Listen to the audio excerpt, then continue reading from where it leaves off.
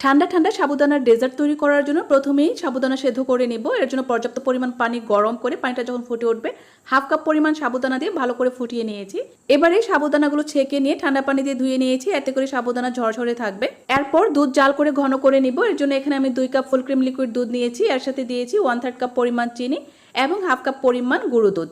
গুঁড়ো দুধটা দিলে দুধটা খুব তাড়াতাড়ি ঘন হয়ে যাবে। দুধ জাল করা হয়ে গেলে নামিয়ে ঠান্ডা করে নিতে হবে। এবার জেলি তৈরি করার জন্য চুলায় একটা প্যানে দিয়েছি 1 কাপ পরিমাণ পানি, এর সাথে 1/3 কাপ পরিমাণ চিনি এবং 1 চা চামচ পরিমাণ আগার আগার পাউডার এবং 1 চা চামচ পরিমাণ স্ট্রবেরি ফ্লেভারের ফুড কালার। মিশ্রণটা ফুটে উঠলে এটাকে একটা ট্রেতে ছড়িয়ে দিতে হবে, তারপর ঠান্ডা হয়ে জমে যাবে। একইভাবে আমি লেমন ফ্লেভার এবং ম্যাঙ্গো ফ্লেভারের জেলও তৈরি করে নিয়েছি, আর এগুলো ঠান্ডা হয়ে কিন্তু জমে গেছে। এখন এগুলোকে আমি এরকম ছোট ছোট কিউব কিউব করে কেটে নিচ্ছি। সবগুলো একইভাবে কেটে নেওয়ার পর এবার এই জেলোগুলোকে আমি এভাবে করে চামচের সাহায্যে তুলে নিচ্ছি। সবগুলো জেলো রেডি হয়ে গেলে এবার আমি ডেজার্টটা রেডি করে নিব। এর জন্য একটা বাটিতে সেদ্ধ করা সাবুদানা নিয়েছি, তারপর এক এক করে সবগুলো জেলো মিশিয়ে নিয়ে ঠান্ডা করা দুধ দিয়ে ভালো করে মিশিয়ে নিব।